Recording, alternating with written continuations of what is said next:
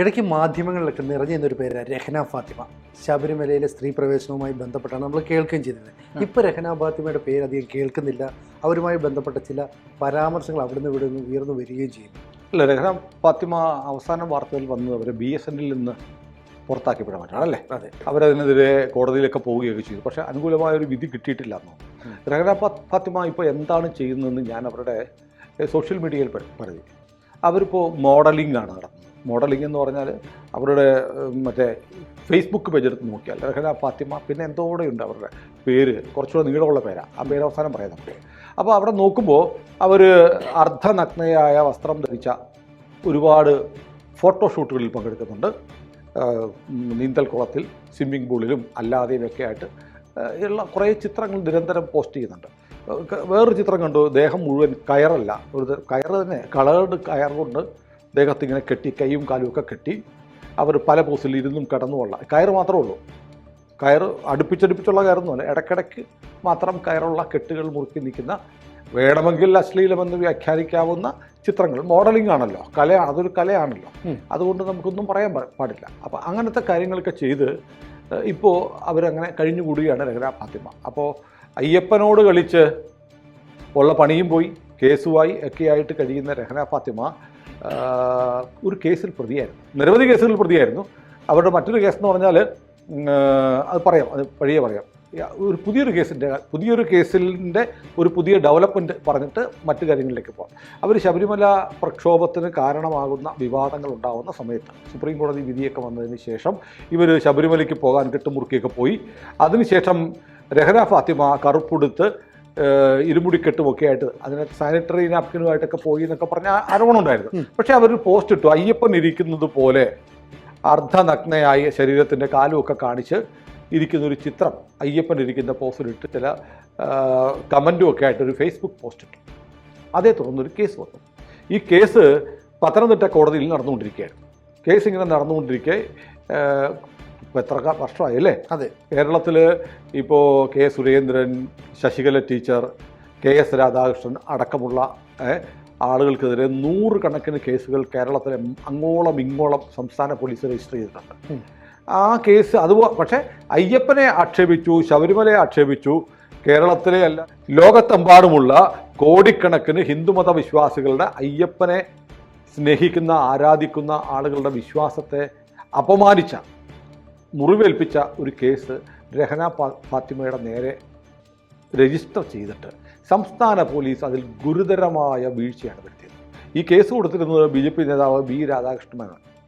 അദ്ദേഹമാണ് ഈ കേസ് കൊടുത്തിരുന്നത്. Case Pathanamthitta chief judicial magistrate കോടതിയിൽ ഉണ്ടായിരുന്നപ്പോൾ പോലീസ് കഴിഞ്ഞ മാസം കൊണ്ട് റിപ്പോർട്ട് കൊടുത്തു. റിപ്പോർട്ട് എന്നറിയാമോ? അതായത് ഇവരെ സംബന്ധിച്ചുള്ള വിവരങ്ങളൊന്നും ലഭ്യമല്ല, ഫേസ്ബുക്കിലല്ലേ പോസ്റ്റ് ചെയ്ത്, അപ്പം മെറ്റയിൽ നിന്നുള്ള വിവരങ്ങൾ കിട്ടണം. അതുകൊണ്ട് അതൊന്നും കിട്ടാത്തതുകൊണ്ട് അതൊന്നും ലഭ്യമല്ല. അതുകൊണ്ട് ഈ കേസ് അവസാനിപ്പിക്കാൻ പോവുകയാണ് എന്ന് പറഞ്ഞ് മജിസ്ട്രേറ്റ് കോടതിക്കും CJM കോടതിക്കും രാധാകൃഷ്ണ മേനോനും പോലീസ് അറിയിപ്പ് കൊടുത്തത്. പക്ഷേ പിന്നീട് കേസിൻ്റെ രേഖകൾ പരിശോധിച്ചപ്പോൾ നടന്നതെന്നറിയാം, മെറ്റയിൽ നിന്ന് രേഖകൾ കിട്ടണമെങ്കിൽ എന്ത് ചെയ്യണം? മെറ്റയെ സമീപിക്കണം അല്ലേ? മെറ്റയെ സമീപിക്കാൻ ഒരുപക്ഷെ സംസ്ഥാന പോലീസിന് പരിമിതികളുണ്ടെങ്കിൽ കേന്ദ്ര സർക്കാരുമായി ആവശ്യപ്പെട്ടാൽ കേന്ദ്ര സർക്കാരിൻ്റെ കൂടെ സഹായം തേടിയിട്ട് മെറ്റയുടെ പക്കലുള്ള ഡോക്യുമെൻറ്റ്സ്, കാരണം ഒരുപക്ഷെ രഹ്ന ഫാത്തിമ അത് ഡിലീറ്റ് ചെയ്തിട്ടുണ്ടാവാം, അതുകൊണ്ടായിരിക്കാം മെറ്റയുടെ പക്കലുള്ള ഡോക്യുമെൻറ്റ്സ് വേണമെന്ന് പറയുന്നത്. നമ്മൾ സോഷ്യൽ മീഡിയയിൽ നിന്ന്, ഫേസ്ബുക്കിൽ നിന്ന്, വാട്സാപ്പിൽ നിന്ന് ഒരു കാര്യം മായ്ച്ചു കളഞ്ഞാലും പിന്നീട് അത് മെറ്റയിൽ നിന്ന് എടുക്കാൻ പറ്റും. പക്ഷെ അതിനുവേണ്ടി ഒന്നും ചെയ്തിട്ടില്ല. ഒന്നും ചെയ്യാതെ പോലീസ് പറഞ്ഞു ആ മെറ്റയിൽ നിന്നൊന്നും കിട്ടുന്നില്ല, ഫേസ്ബുക്കിൻ്റെ ഉടമസ്ഥരാണല്ലോ മെറ്റ, അതുകൊണ്ട് ഒന്നും കിട്ടാത്തത് കൊണ്ട് ഈ സാധനം, ഈ കേസ് മുന്നോട്ട് പോകാൻ പറ്റില്ല എന്നാണ് പറഞ്ഞത്. അപ്പോൾ രാധാകൃഷ്ണ മേനോൻ വീണ്ടും കോടതിയെ സമീപിച്ചിട്ട് പറഞ്ഞു അങ്ങനെ പറയാൻ പറ്റില്ല, കാരണം പോലീസ് രഹ്ന ഫാത്തിമയുടെ പേരിലുള്ള കേസിൽ രഹ്ന ഫാത്തിമയെ സഹായിക്കുന്ന നിലപാടാണ് എടുത്തത്. അവർക്കെതിരെയുള്ള തെളിവുകൾ ലഭ്യമാക്കാൻ മെറ്റയെ സമീപിച്ചിട്ടില്ല, അല്ലെങ്കിൽ ഫേസ്ബുക്കിനെ സമീപിച്ചിട്ടില്ല. അതുകൊണ്ട് ഈ കേസ് അവസാനിപ്പിക്കാൻ പോകുന്നുള്ള വാദം അംഗീകരിക്കരുത് എന്ന് കോടതി പറഞ്ഞു. അപ്പോൾ കോടതി അത് പരിശോധിക്കും. ശരിയാണ്, ഒരു കോടതിയിൽ ഒരാൾക്കെതിരെ പരാതി ഉണ്ടെങ്കിൽ അത് ബന്ധപ്പെട്ട രേഖകൾ പരിശോധിക്കണമെന്നുണ്ടെങ്കിൽ രേഖകൾ പരിശോധിക്കാൻ ലഭ്യമാക്കാനുള്ള നടപടി പോലീസ് എടുക്കണം, അന്വേഷണ ഏജൻസി എടുക്കണം. ഇത് ഒന്നും എടുക്കാതെ കിട്ടുന്നില്ല, ഇവരെ രക്ഷിക്കാൻ വേണ്ടിയിട്ടാണെന്ന് ബോധ്യപ്പെട്ട കോടതി പറഞ്ഞ് അങ്ങനെ അവസാനിപ്പിക്കാൻ പറ്റില്ല.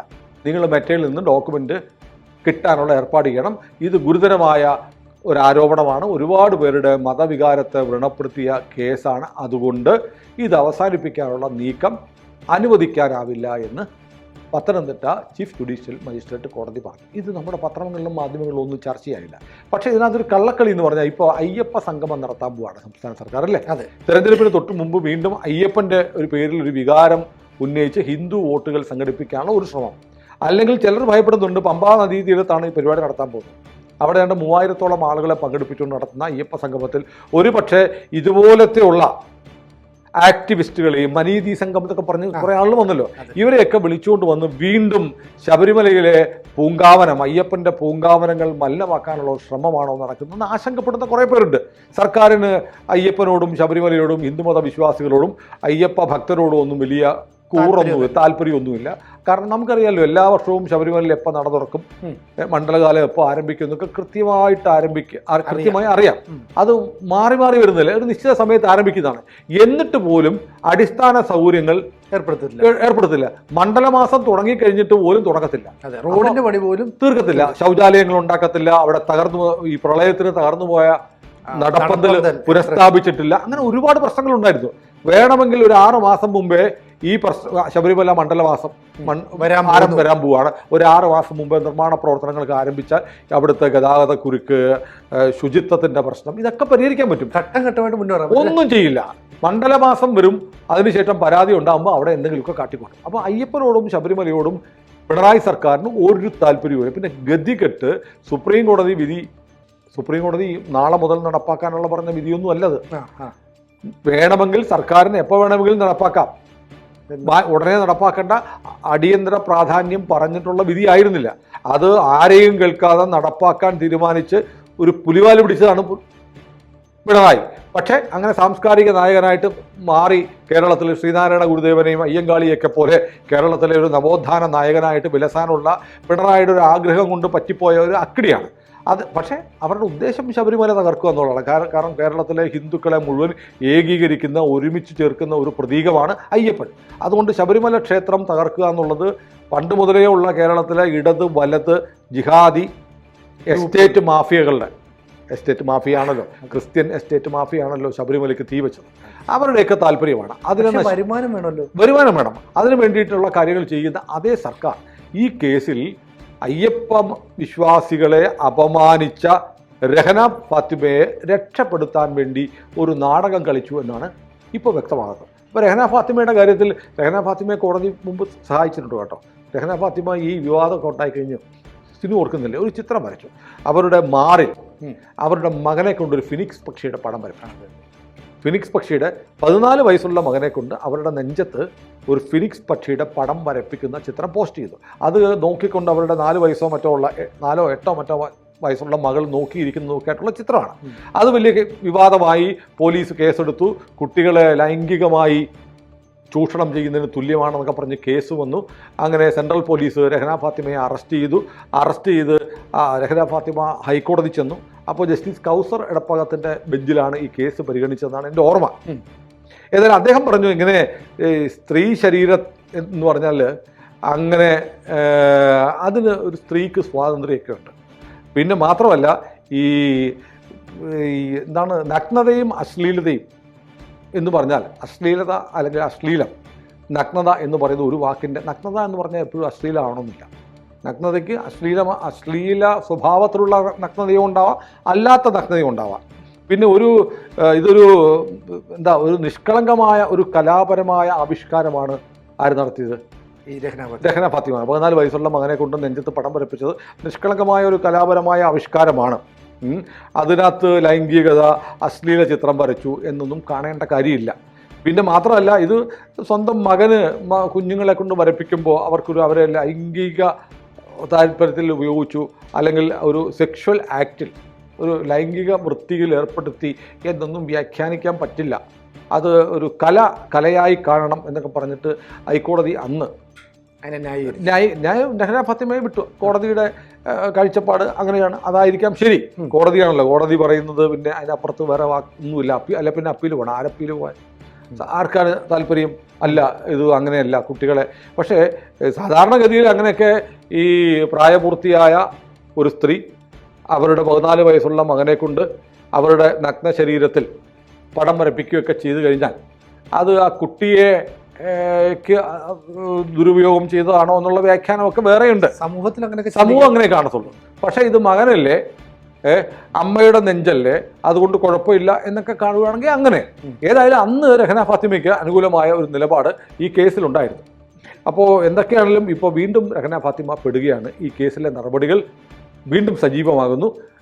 സംസ്ഥാന പോലീസിന് രഹന ഫാത്തിമയെ രക്ഷിക്കാനുള്ള താല്പര്യം ഉണ്ടെങ്കിലും കോടതി അത് സമ്മതിച്ചിട്ടില്ല. രഹന ഫാത്തിമ നിയമ നടപടികൾ നേരിടേണ്ടി വരിക തന്നെ ചെയ്യും. അയ്യപ്പനെ തൊട്ട് കളിച്ച് ആരും രക്ഷപ്പെട്ട ചരിത്രമില്ല. ഞാൻ തുടക്കത്തിൽ പറഞ്ഞല്ലോ, ശബരിമല തീവെപ്പ് അത് കാഞ്ഞിരപ്പള്ളിയിലുള്ള ക്രിസ്ത്യൻ എസ്റ്റേറ്റ് ഉടമകളായ ഏതാനും ചെറിയ ആളുകൾ ചെയ്തതാണ്. ആ കുടുംബത്തിൽ ഇപ്പോൾ ആരും ഇല്ല. ആ കുടുംബത്തിലെ ആളുകൾ 2 വർഷം മുമ്പ് ഒരു വെടിവെപ്പ് ഉണ്ടായി. സഹോദരങ്ങൾ തമ്മിൽ വെടിവെച്ച് കൊന്ന ഒരു കേസ് വരെ. കുടുംബം നശിച്ചുപോയി. അയ്യപ്പനെ തൊട്ട് കളിച്ചവരാരും രക്ഷപ്പെട്ട ചരിത്രമില്ല. അയ്യപ്പനോട് കളിക്കുമ്പോൾ സൂക്ഷിക്കണം. അത് രഹന ഫാത്തിമ വീണ്ടും ആ കേസിലൂടെ വീണ്ടും സജീവമാവുകയാണ്. നോക്കൂ, അയ്യപ്പനുമായി ബന്ധപ്പെട്ട്, ശബരിമലയുമായി ബന്ധപ്പെട്ട് അവിടുത്തെ ആചാര ലംഘനത്തിന് കൂട്ടുനിന്ന എല്ലാവരുടെയും ഇപ്പോഴത്തെ അവസ്ഥ എന്താ? അന്നത്തെ ദേവസ്വം ബോർഡ് പ്രസിഡന്റ് ഇപ്പോൾ എവിടെയാ? അദ്ദേഹം പാർട്ടിയിൽ നിന്ന് കറിവേപ്പില പോലെ അദ്ദേഹത്തെ എടുത്തു കളഞ്ഞു അല്ലേ? അദ്ദേഹം പരിതപിച്ച് സോഷ്യൽ മീഡിയ പോസ്റ്റ് ഇട്ടു. പിന്നെ ചിലർ പറയുന്നുണ്ട് നമ്മുടെ സംസ്ഥാന മുഖ്യമന്ത്രിയുടെ ഒരു അവസ്ഥ, അദ്ദേഹത്തിൻ്റെ അവസ്ഥയും ഒരുപാട് അലിഗേഷൻസ് വന്നു. അദ്ദേഹത്തിൻ്റെ ആരോഗ്യസ്ഥിതി മോശമായി. മകളുമായി ബന്ധപ്പെട്ട ഒരുപാട് പ്രശ്നങ്ങൾ. അന്നത്തെ പാർട്ടി സംസ്ഥാന സെക്രട്ടറി ആയിരുന്ന കോടിയേരി ബാലകൃഷ്ണൻ എന്ത് പറ്റി? വീണയുടെ കേസുകൾ അല്ലേ? ബിനീഷ് കോടിയേരി ജയിലിൽ കിടന്നു. ഒരുപാട് സംഭവങ്ങൾ. അപ്പോൾ അങ്ങനെ എണ്ണി പറഞ്ഞാൽ ഒരുപാട് കാര്യങ്ങളുണ്ട്. ഇപ്പോൾ ഇതൊക്കെ അങ്ങനെയൊക്കെ പറയാമോ എന്ന് ചോദിച്ചാൽ അങ്ങനെയും പറയാൻ വേണമെങ്കിൽ. ചിലരൊക്കെ പറയുമല്ലോ, കൊടുത്താൽ കൊല്ലത്തും കിട്ടുമെന്ന് പറയുന്നതല്ലേ. പണ്ടൊക്കെ പയ്യെ ആയിരുന്നു, ഇപ്പോൾ കയ്യോടെയായിരുന്നു ഭഗവാന്റെ കാര്യം എന്ന് പറയുന്നുണ്ട്. ഏതായാലും അയ്യപ്പൻ നിങ്ങൾ വിചാരിക്കുന്ന പുള്ളിയൊന്നുമല്ല. അയ്യപ്പനിട്ട് പണിയാൻ ശ്രമിച്ചവരെ അയ്യപ്പൻ അങ്ങനെയൊന്നും വിടത്തില്ല, അനുഭവിച്ചേ പോകും. രഹന ഫാത്തിമ ഇപ്പോൾ മോഡലിംഗ് നടത്തുന്നുണ്ട്. മാന്യമായി BSNL എന്ന് പറഞ്ഞ കേന്ദ്ര സംസ്ഥാന സ്ഥാപനത്തിൽ ഒരു അന്തസ്സായ ജോലി ഉണ്ടായിരുന്നു. അപ്പോഴും അവർ മോഡലിംഗ് ചെയ്യുന്നുണ്ടായിരുന്നു കേട്ടോ. പക്ഷേ എനിക്കിപ്പോൾ ഞാൻ നേരത്തെ പറഞ്ഞല്ലോ, രഹന ഫാത്തിമയുടെ ഫേസ്ബുക്ക് പേജ് ഫുൾ പറയാമെന്ന് ഞാൻ പറയുന്നില്ല. കാരണം അത് പറഞ്ഞു കഴിഞ്ഞാൽ ഇത് കുട്ടികളൊക്കെ കാണുന്നുണ്ടെങ്കിൽ അവരാ തുറന്ന് അതിനകത്ത് നഗ്നത ഒരുപാടുണ്ട്. പൂർണ്ണ നഗ്നത ഇല്ല, എന്നാൽ അർദ്ധനഗ്നതയും ആളുകളെ പ്രൊവോക്ക് ചെയ്യാവുന്ന ഒരുപാട് ചിത്രങ്ങളുണ്ട്. രഹന ഫാത്തിമ ഇപ്പോൾ അങ്ങനെയാണ്, മോഡലിങ്ങിലാണ്. മോഡലിംഗ് ഒരു വലിയ കലയാണ് കേട്ടോ.